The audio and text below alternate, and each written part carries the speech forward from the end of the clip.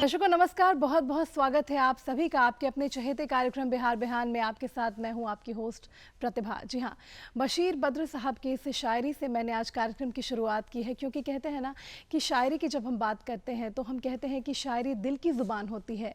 शायरी वो अल्फाज होते हैं जिनको हम शब्दों में बयान करते हैं। किसी के लिए शायरी ज़िंदगी होती है, किसी के लिए अपने अनकहे एहसास को जब हम शब्दों के माध्यम से जाहिर करते हैं, जब हम पन्नों पर उकेरते हैं तो शायरी के रूप में वो हमारे सामने आती है, गज़ल के रूप में हमारे सामने आती है। तो शायरी किसी किसी के लिए ज़िंदगी भी बन जाती है। ऐसे ही एक आज बहुत ही ख़ास मेहमान हमारे बीच स्टूडियो में मौजूद रहेंगे, जिनसे हम बात करेंगे बहुत सारी ऐसी अनकही बातें, साथ ही साथ शायरी के बारे में जानेंगे, साहित्य के बारे में जानेंगे उनकी रचनाओं के बारे में भी। बहुत सारी ऐसी रचनाएं हैं उनकी जो हम उनसे सुनेंगे। फिलहाल कार्यक्रम में आगे बढ़ेंगे और बात करेंगे थोड़े से मोटिवेशन की। जी हाँ, हर रोज़ कार्यक्रम बिहार बिहान में हम आपके लिए लेकर आते हैं आज का सुविचार सेगमेंट, जिसमें हम आपको बताते हैं कि जीवन में सुविचारों की क्या महत्ता होती है, जीवन में सुविचारों की क्या अहमियत होती है, आखिर हमें मोटिवेशन कहाँ से मिलता है। जी हाँ, इन्हीं सुविचारों से ही तो मिलता है। तो चलिए नज़र डालते हैं आज के सुविचार पर।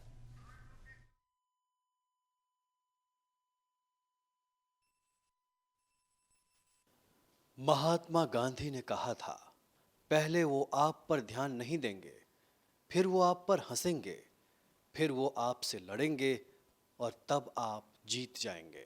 डॉक्टर एपीजे अब्दुल कलाम ने कहा था, सपने वो नहीं हैं जो आप नींद में देखें, सपने वो हैं जो आपको नींद ही नहीं आने दे।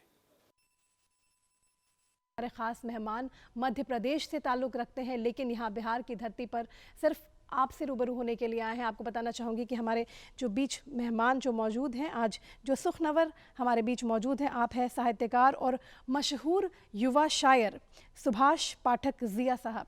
कई सारे सम्मानों से नवाजे जा चुके हैं। सुभाष जी, आपका बहुत बहुत स्वागत है हमारे कार्यक्रम बिहार बिहान में। सबसे पहले आपसे जानना चाहूँगी सुभाष जी की शायरी लिखने की जो एक कला होती है, हर किसी के बस की बात नहीं होती। शायद दो चार लाइनें अपने दिल की हम लिख लेते हैं, पन्नों पर उकेर लेते हैं, लेकिन वो सारी बातें शायरी नहीं होती। कैसे देखते हैं आप, क्या होती है शायरी? पहले तो आपका बहुत शुक्रिया और प्रोग्राम में आमंत्रित करने के लिए। दरअसल क्या होता है कि जो शायरी है वो एक मतलब छंदबद्ध कविता होती है जिसको हम कहते हैं। वो एक शौकिया तौर अलग होता है कि जब आप शुरू करते हैं और आपने कुछ भी लिख लिया, उसके बाद ये सिलसिला शुरू होता है जब आप उसको एक जो ख़याल होते हैं उनको सही वे में लेके आते हैं और उसको एक तरीके से छंदबद्ध कविता में ले जाते हैं, तब उसको हम शायरी में ढाल सकते हैं। उसको कह सकते हैं कि अब ये गज़ल जाके हुई है। जी, आपका रुझान, आपका झुकाव शायरी की तरफ, क्योंकि आप पेशे से अध्यापन के क्षेत्र में हैं, तो अध्यापन के क्षेत्र में है यानी कि आपका लक्ष्य कुछ और होगा, लेकिन शायरी लेखन की तरफ आपका झुकाव, गज़ल भी आप लिखते हैं, ये कैसे संभव हो पाया? जैसे कि अध्यापक हूँ तो अध्यापन के दौरान ही पहले तो साहित्य से जुड़ने का मौका मिलता है। स्कूल में बच्चों को पढ़ाते वक्त भी हम साहित्य से रूबरू होते हैं और ये जो शुरू से ही आपके अंदर कुछ होता है कि आप पोइम्स पढ़ रहे हैं या तो आप पोइम्स सुनने में आपको बहुत रुचि है, पढ़ने में बहुत रुचि है, तो हमेशा से ही मुझे अच्छा पढ़ना और अच्छा सुनना लगता था कि मैं बेहतर सुनूं, बेहतर पढ़ूं।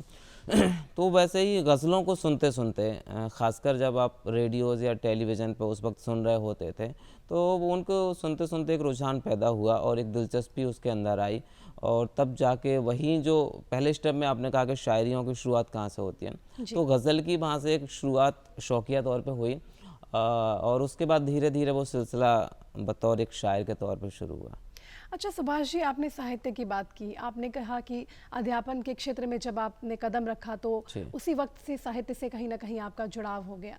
जानना चाहूँगी कि कहते हैं ना कि साहित्य समाज का आईना होती है और जो कुछ भी हम लिखते हैं कहीं ना कहीं समाज में वो घटित हो रहा होता है, इसको लेकर क्या कहना चाहेंगे आप? बेशक आपने बिल्कुल सही कहा कि जो साहित्य है वो समाज का आईना होता है, क्योंकि हमारे अंदर जो भाव आते हैं वो जो हमारे सामने हो रहा है, जो दृश्य है उसको देखकर वो भाव उत्पन्न होते हैं। और एक जो शायर होता है या कवि होता है वो किसी भी मंज़र के पीछे उस पशे मंज़र को देख रहा होता है जो एक आम आदमी शायद उस तक नहीं पहुंच पा रहा होता है। तो एक साहित्यकार का ये दायित्व बनता है, एक जिम्मेदारी बनती है कि वो एक समाज को बेहतर रास्ते पे लेके जाए। समाज में जो बुराइयां हैं वो अपने काव्य के माध्यम से समाज को बताए, जो अच्छाइयाँ हैं उनको भी बताए।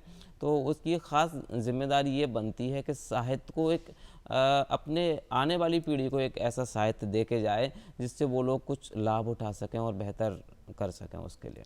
जी। अच्छा सुभाष जी, आपसे जानना चाहूँगी कि शायरी की बात कही जी। आपने, आपकी शायरियों में एक बात बहुत ही काबिले मतलब गौर हम कह सकते हैं वो होती है कि रुमानी शायरियाँ ज़्यादा हैं आपकी, जी, जो जी। रचनाएं हैं। हाँ। क्या इसके पीछे ये है कारण है? इसके पीछे कुछ ख़ास कारण नहीं है। दरअसल होता क्या है कि आदमी का जो नेचर होता है वो एक ख़ास प्रकृति का होता है, जिसको वो लेके आता है। वो आप उसको बाद में चेंज करना भी चाहते हैं तो शायद उतना नहीं होता है। वो जैसे आप उसको लेके आते हैं आपके अंदर वो वैसे के वैसे बना रहता है। तो कहीं ना कहीं वो ऐसा कुछ, क्योंकि आप जो शायरी कर रहे हैं वो आपके अंदर की आवाज़ है, वो आपके बाहर की आवाज़ नहीं है। जी। तो आप जो देख रहे हैं शायरी में तो वो निकल के आता है कि आप अंदर क्या चल रहा है, क्या सोच रहे हैं। और मैं ये मानता हूँ कि एक शायर और एक कवि जो भी है, अगर उसके अंदर ज़रा सी बेचैनी नहीं है, उसके अंदर ज़रा सी अशांति नहीं है लोगों को देख के, भीड़ को देख के, या जो घटनाएं हमारे समाज में हो रही हैं, तो कहीं ना कहीं लगता है कि वो कुछ कम कर पा रहा है उसमें। तो वो सारे एहसास हैं, वो केवल अपने एहसास नहीं है वहाँ पे वो सारे एहसास हैं जो लोगों की परेशानियां हैं। लोगों को देखा जा रहा है कि देश किस मुश्किलों से गुजर रहा है। अभी पिछले लॉकडाउन में हमने देखा कि मज़दूरों की बुरी हालत हुई, बेचारे इधर से उधर घर पहुंचने में परेशानी। तो वो जो दुनिया के दुख दर्द हैं वो शायर कहीं ना कहीं अपने कलम के माध्यम से लोगों तक पहुंचाता है। तो उसके पीछे एक वजह मैं ये मानता हूं कि जो रूहानियत उसके पीछे है, ये जो दर्द है, जी। वो सिर्फ अकेले का नहीं, पूरे समाज का दर्द है। बिल्कुल, यानी कि शायर और कवियों की ये खासियत होती है कि जी। वो समाज के दुख दर्द को अपने बेशक। भीतर समेट कर उसे शब्दों के माध्यम से कागज़ पर लिखते हैं। आपसे जानना चाहूँगी कि सफल शायर या सफल गज़ल लेखक किसे मानते हैं आप? ये जो अगर आप सफल शायर या कब गज़ल, आपको ऐसा लगता है कि आपकी रचनाएं मुकम्मल हुई हैं? नहीं, ये तो रचनाएं मुकम्मल होने के तो तरीके अलग अलग होते हैं। जी।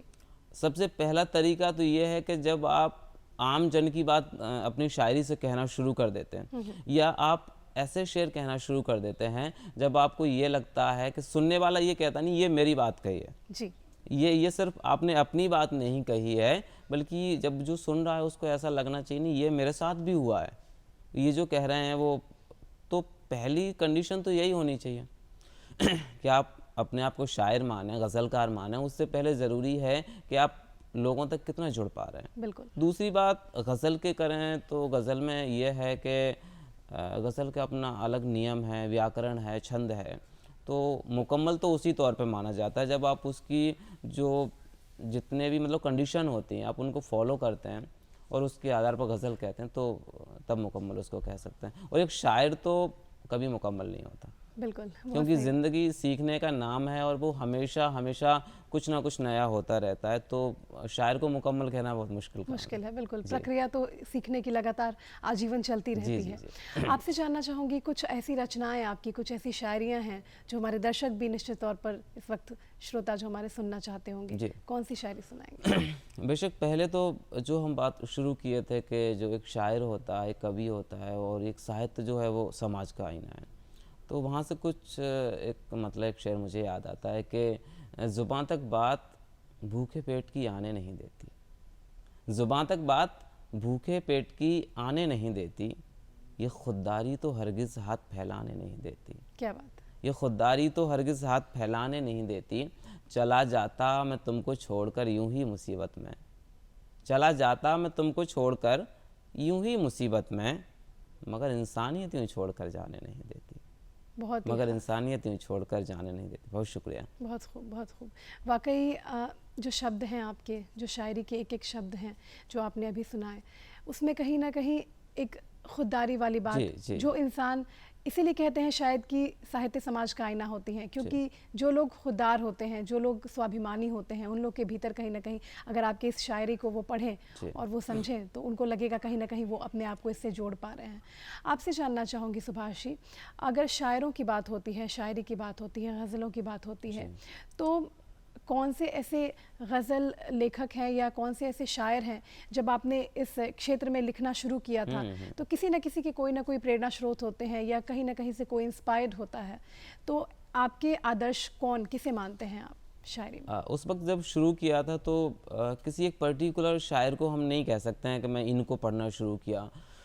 उस वक्त क्या जो सामने आया वो सुना, लेकिन उसमें कुछ ख़ास लोग थे, जैसे शहरयार साहब थे। तो उनका जब मैंने पहली बार इंटरव्यू सुना और उनके बारे में जाना, उनकी जो गज़लों के बारे में जाना कि उन्होंने उमराव जान फिल्म में कुछ गज़लें अपनी दी हुई थी, इन आँखों की मस्ती के मस्ताने हज़ारों हैं। उसके बाद निदा फ़ाज़ली साहब, एक बड़ा नाम जो रहे हैं, उनका काफ़ी प्रभाव उस वक्त पड़ा मेरे, जब मैंने शुरू किया। जब वो कहते हैं कि दुनिया जिसे कहते हैं जादू का खिलौना है, मिल जाए तो मिट्टी है, खो जाए तो सोना है।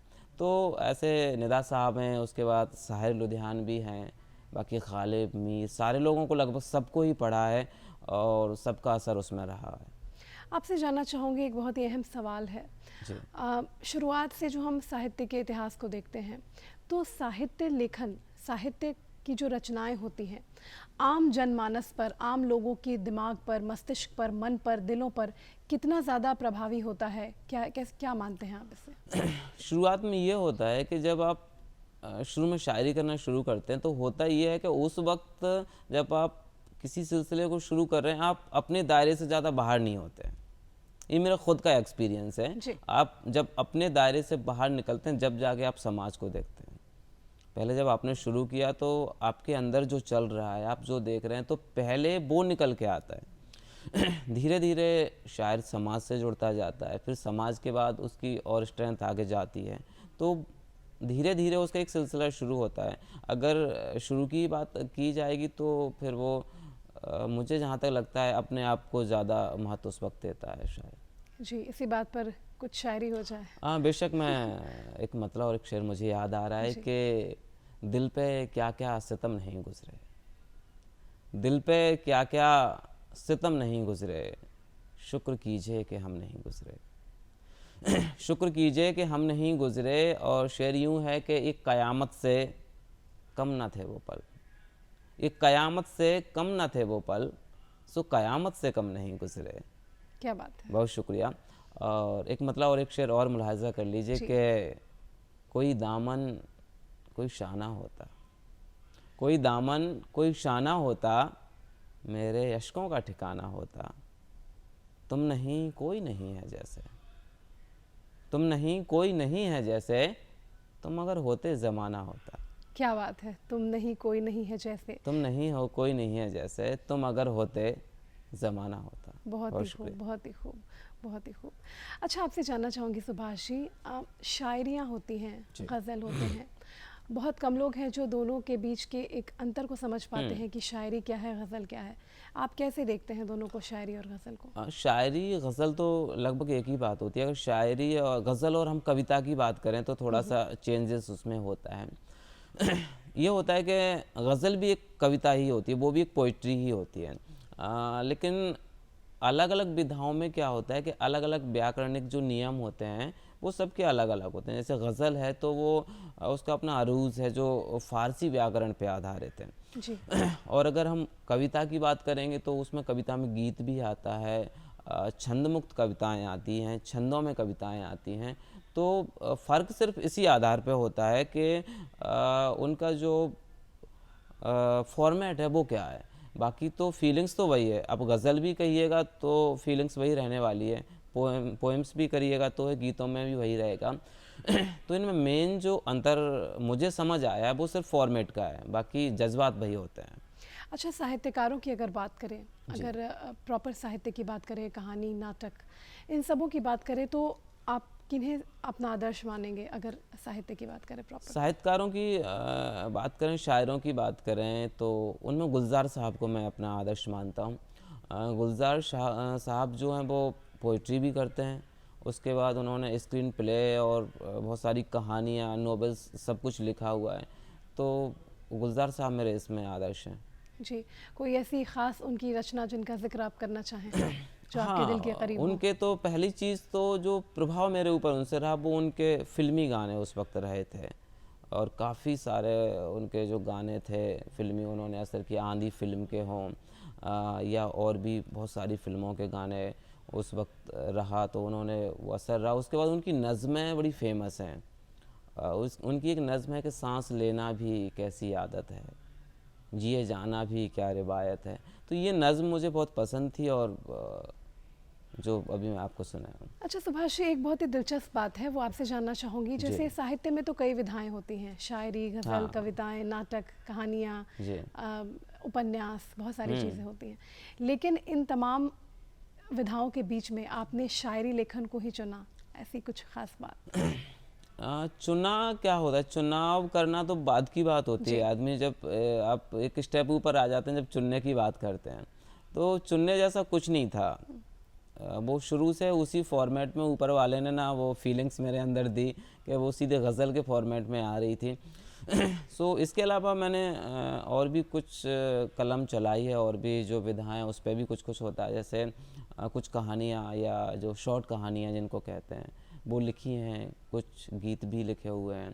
तो और विधाओं में है, लेकिन मेन जो है वो गज़ल में ही है मेरा। जी, तो आपने जो शॉर्ट्स, लघु कहानियाँ जो लिखी हैं, शॉर्ट कहानियाँ, शॉर्ट स्टोरीज़ जो आप लिखी हैं, आपने लिखी हैं, तो क्या आपके विषय रहते हैं लघु कहानियों के? जो शॉर्ट और कहाँ स्टोरी से आप विषय चुनते जी, जी, हैं? बिल्कुल। वो विषय तो चाहे गज़ल हो चाहे स्टोरी हो, सब में आसपास के होते हैं। आप अपने आसपास जो देख रहे हैं, जिनमें ख़ासकर पारिवारिक जो रिश्ते हैं या समाज का माहौल है, और किस हिसाब से जो नई जनरेशन है वो अच्छी चीज़ों से बाहर निकल रही है और गलत रास्ते पे जा रही है, जैसा कि आजकल बहुत ये सब देखने में आ रहा है।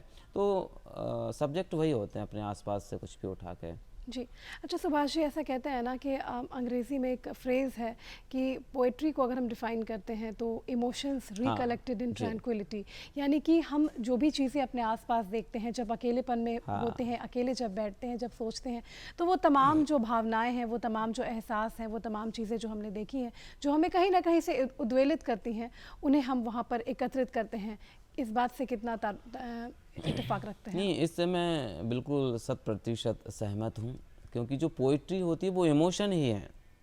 बस ये है कि उन इमोशन को बाहर निकालने का हमने रास्ता दूसरा किया हुआ है। एक पेंटर है जो अपने इमोशन को पेंटिंग से बाहर कर रहा है, एक जी। कोई डांस कर रहा है तो वो उसमें भी इमोशन ही लेके आ रहा है। तो मैं यही मानता हूँ कि जो पोइट्री है वो इमोशन है, और हर आदमी के अंदर इमोशन होते हैं। बस ये है कि आप कौन सा रास्ता चुनते हैं, और मुझे बेहतर लगा कि मैं गज़ल के रास्ते पे जाऊं, जहाँ से इमोशन को अपने बाहर निकालूं।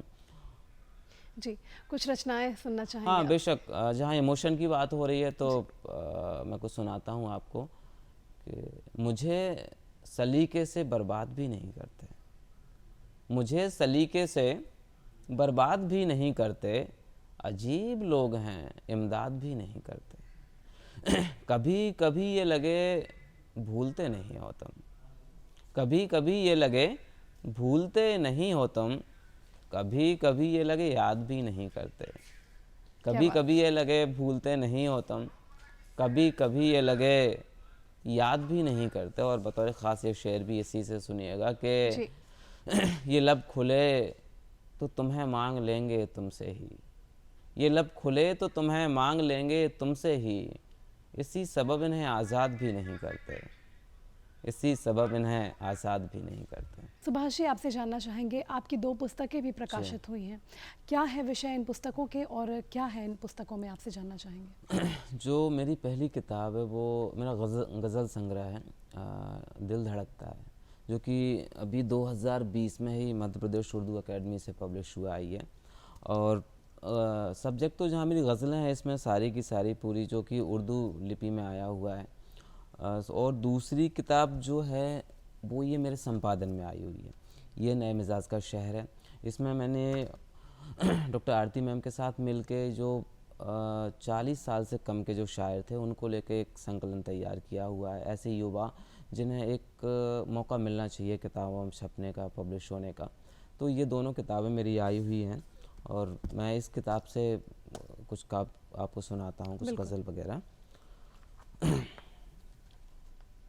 वो ये सुनिएगा कि गज़ल यूँ है कि राब्ता एक हसीन टूटा है, फूल ताज़ा तरीन टूटा है। राब्ता एक हसीन टूटा है, फूल ताज़ा तरीन टूटा है। अब के तो अश्क भी नहीं आए, अब के तो अश्क भी नहीं आए, अब के दिल बेहतरीन टूटा है। क्या बात है। दिल तो कॉमन सी चीज़ है यारो, दिल तो कॉमन सी चीज़ है यारो, मुझसे उसका यकीन टूटा है।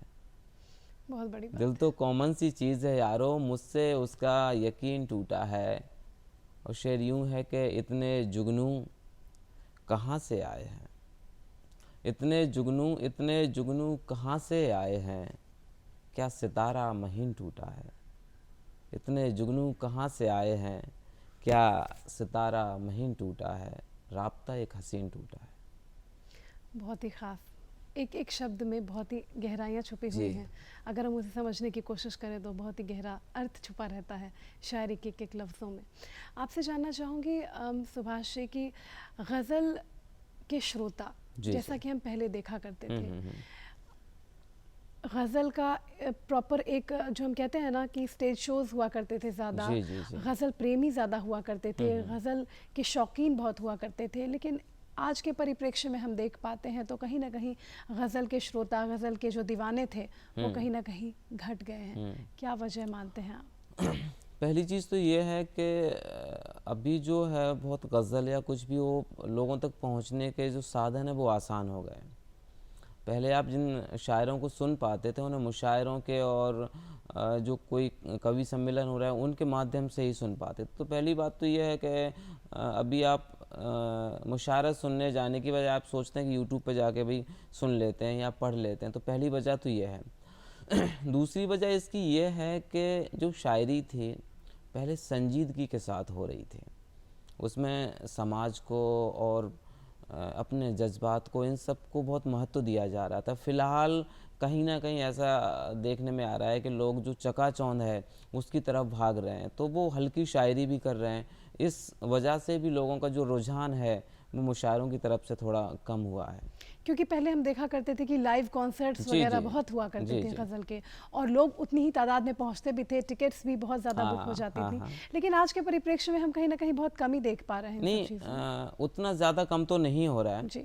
दरअसल अभी ये है कि गज़ल को लेके बहुत सारे इवेंट्स होते हैं, बहुत मुशायरे होते हैं। तो दूसरी बात ये है कि हाँ, ये कह सकते हैं कि बड़ा तबका है जो इस तरफ नहीं है।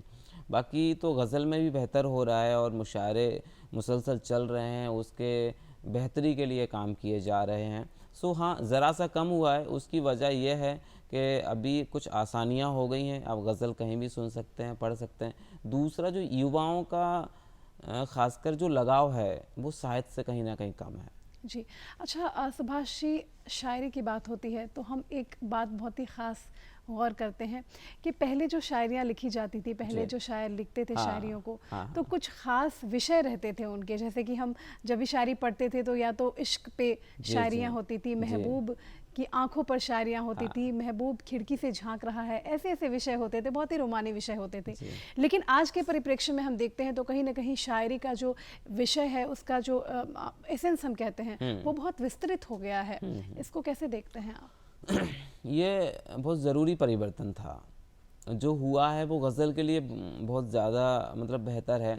और दूसरी बात यह है कि जैसे हम पहले ही बात शुरू किए हैं कि जो साहित्य है वो समाज का आईना है। बिल्कुल।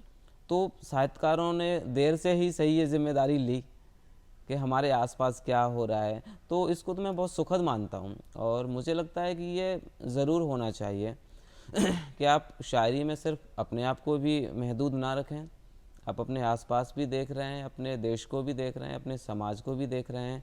तो जहाँ तक अगर हिंदी गज़ल में इसकी बात मानते हैं तो जो दुष्यंत कुमार हैं उन्होंने इसकी मशाल थामी और वो इसको आगे लेके आए। उसके बाद तो एक लंबी परंपरा भी शुरू हुई है कि लोग गज़लें जो कह रहे हैं वो आम आदमी की पीड़ा पे कह रहे हैं, उसके दर्द पे कह रहे हैं।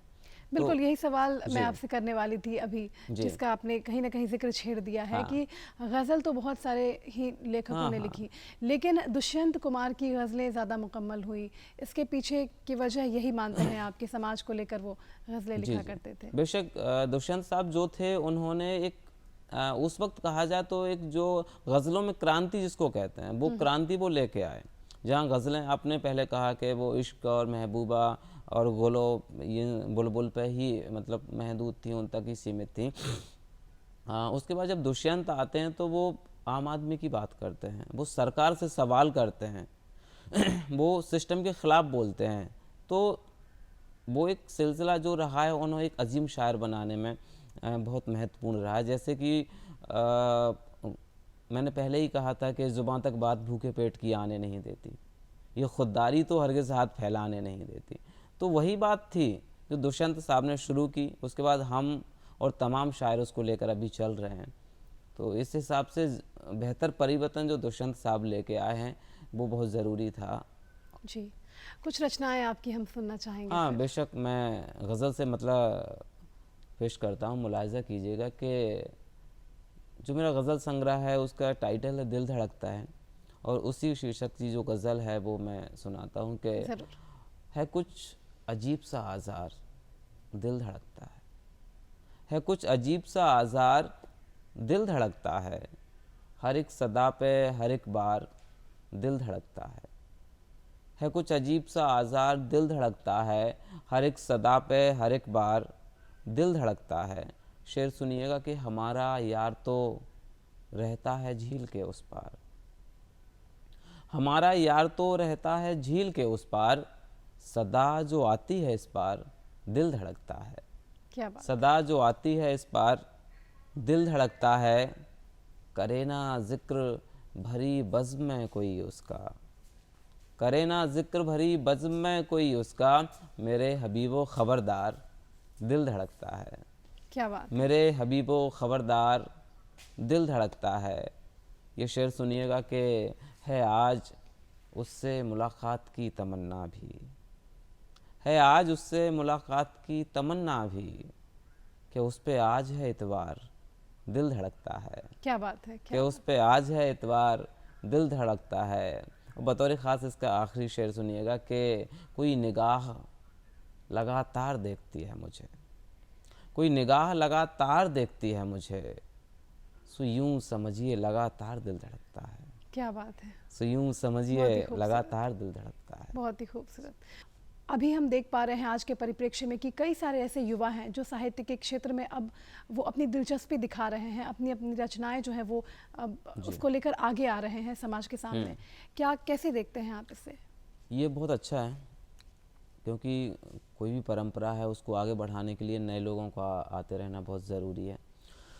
और जितने भी जो नए शायर आ रहे हैं, युवा शायर आ रहे हैं, फ़िलहाल मैं भी युवा ही हूँ तो ज़्यादा क्या उनके बारे में कहा जाए, फिर भी जो मेरा एक्सपीरियंस है, जो मेरे तजुर्बे हैं वो मैं कहता हूँ।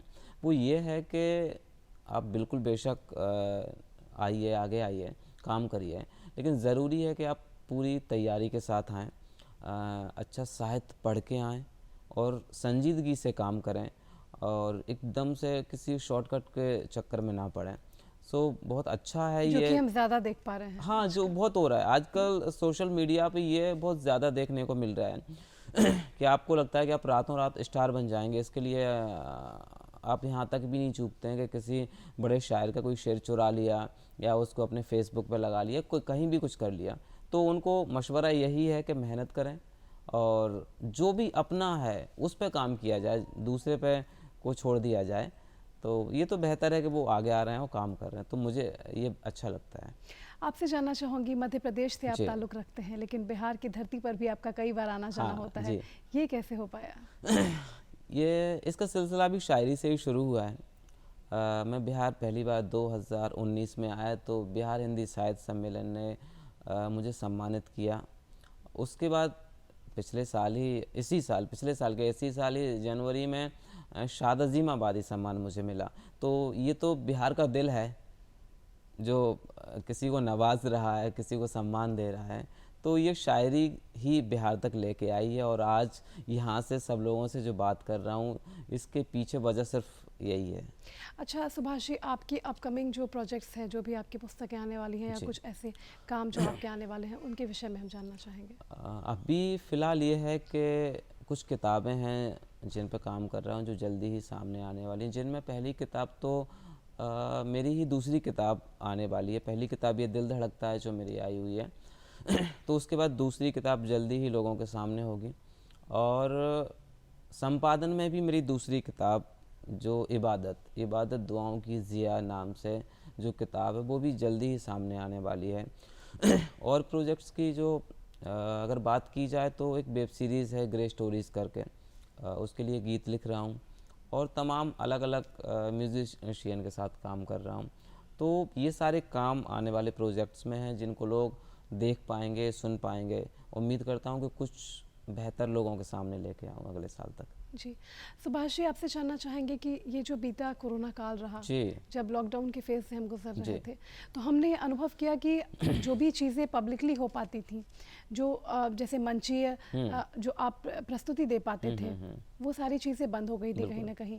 तो कैसा ये दौर रहा, बीता जो दौर रहा, आप लोगों के लिए कितना ज़्यादा चैलेंजिंग हाँ, रहा? ये दौर ये जो था कोरोना वाला दौर एक तरीके से तो भयावह था। हर तरह से आदमी का अपने घरों में कैद हो जाना और ये हो जाना लेकिन ये जो कम्युनिकेशन था, भले हम मंचों से लोगों के सामने नहीं पहुँचे, लेकिन ये जो अपनी बात, अपना संदेश लोगों तक पहुँचाना था, उससे हौसला देना था, वो बंद नहीं हुआ। सारे जो काम थे वो फिर ऑनलाइन होने लगे। उसमें फ़ायदा ये हुआ कि अभी आप मंचों पे जब जुड़ रहे थे तो आप जैसे अब इंडिया की बात कर रहे हैं तो इंडिया के शायरों के साथ ही वहाँ पे पार्टिसिपेट कर पा रहे थे। लेकिन जब वो ऑनलाइन होने लगा तो आप फिर जो अदर कंट्रीज़ हैं वहाँ के शायरों के साथ भी आपको अपने तजुर्बे बांटने का मौका मिला, उनसे सीखने का मौका मिला। तो इस लिहाज से ये अच्छा भी रहा है। अच्छा सुभाष जी, एक बहुत ही अहम सवाल है जो आपसे लेना चाहूँगी मैं। जी। कई बार ऐसा देखा जाता है कि, या हमने ऐसा देखा है कि साहित्य को, जैसे आपकी ही विषय में जी, अगर जी। बात करें तो अध्यापन के क्षेत्र को आपने हाँ। जीविकोपार्जन के लिए चुना, जी। लेकिन ये शौक है आपका जिसको आपने एक शौक को बहुत ही पैशन के तौर पे आप हाँ। लेकर आते हैं अपने सामने। क्यों, क्या वजह मानते हैं आप कि लोग जो साहित्य से जुड़ रहे हैं उन्हें जीविकोपार्जन के लिए अलग क्षेत्र चुनना पड़ता है? शौक तो होता है, शौक से ही शुरू होता है, लेकिन उसके बाद ये शौक से ऊपर वाला कहीं हो जाता है। अगर मैं अपनी बात करूँगा तो अभी ये शौक से ऊपर है। जी अलग इसलिए चुनना होता है कि हमारे समाज में जो धारणाएं हैं वो उतनी अच्छी नहीं है इन सब को लेके। जी। किसी भी आर्ट के लिए अच्छा नहीं है, क्योंकि अगर कोई भी माँ बाप ये सुन के कभी खुश नहीं होते हैं कि उनका बच्चा कवि हो गया या शायर बन गया उनके समाज में आसपास के लोगों के और उसके बाद जब लोग सपोर्ट नहीं करेंगे तो उसमें जीविका उपार्जन जैसी जो बात है कि भाई आपको अपना जीवन चलाना है तो उतना नहीं मिल पाता है, क्योंकि इमोशनली सपोर्ट ही कई बार नहीं मिलता है। बिल्कुल। जिस बैकग्राउंड से मैं आ रहा होता हूँ वहाँ पर शायरी का कोई माहौल नहीं होता है तो लोगों को पहले पहले जब आते हैं तो बड़ी हैरत होती है, उनको अजीब लगता है कि भाई ये क्या कर रहे हैं आप। उस वक्त आप कहिएगा कि मैं इससे पैसे भी कमाऊंगा तो वो मानेंगे नहीं, लेकिन जब आप पैसे कमाने लगेंगे तब यकीन हो जाएगा। और दूसरी बात इसमें इस हिसाब से इतना ज़्यादा पैसा है नहीं और फिर कंटिन्यूटी नहीं है। सबसे बड़ी कमी ये है कि आप जैसे कोई इवेंट आज कर लेते हैं तो फिर अगला इवेंट कब होगा, तो एक ज़िंदगी चलाने के लिए आदमी को ज़रूरत पड़ती है कि कुछ उसका स्थायी काम भी हो। ये तो बिल्कुल आपने बहुत ही, जी। जिसे बिटर ट्रुथ हम कहते हैं, हाँ। वो है। क्या बदलाव देखना चाहते हैं आप एक युवा साहित्यकार होने के नाते? आपने जैसे कदम रखा है साहित्य जी, के जी। क्षेत्र में, शायरी लेखन के क्षेत्र में, क्या बदलाव देखना चाहते हैं आप? बदलाव यही है कि जो एक जिम्मेदारी है हमारी, हम उसको लेकर चलें और लोगों को प्रेरित करें कि वो जिस तरफ दुनिया भाग रही है, एक चकाचौंध की तरफ जिस तरफ जा रही है, उससे कहीं ना कहीं, जैसे अभी हम देख रहे हैं कि लोग किताबों की तरफ कम जाते हैं, खासकर युवा वर्ग, वो उसको पता नहीं है कि किताबें पढ़ने से क्या होता है तो इतना बेहतर लिखा जाए, इतना बेहतर कहा जाए कि लोग सुनने को और पढ़ने को मजबूर हो जाएं। और मैं ये मानता हूं कि जब आप किताबों की तरफ आ जाते हैं तो आपकी सारी जो परेशानियां हैं, सारी प्रॉब्लम्स हैं, वो कहीं ना कहीं सॉल्व हो जाती हैं। जी। तो सबसे बड़ा बदलाव यही है कि हम बहुत अच्छा करें और बहुत बेहतर करें। कुछ शायरी हम चाहेंगे चलते चलते आप दर्शकों को सुनाते चलें। हाँ जी, बेशक। एक मतलब मैं पेश करता हूँ कि किसी की याद किसी का ख्याल कुछ तो है, किसी की याद किसी का ख्याल कुछ तो है, सुकूने दिल के लिए बहरहाल कुछ तो है। क्या बात है। किसी की याद किसी का ख्याल कुछ तो है, सुकूने दिल के लिए बहरहाल कुछ तो है।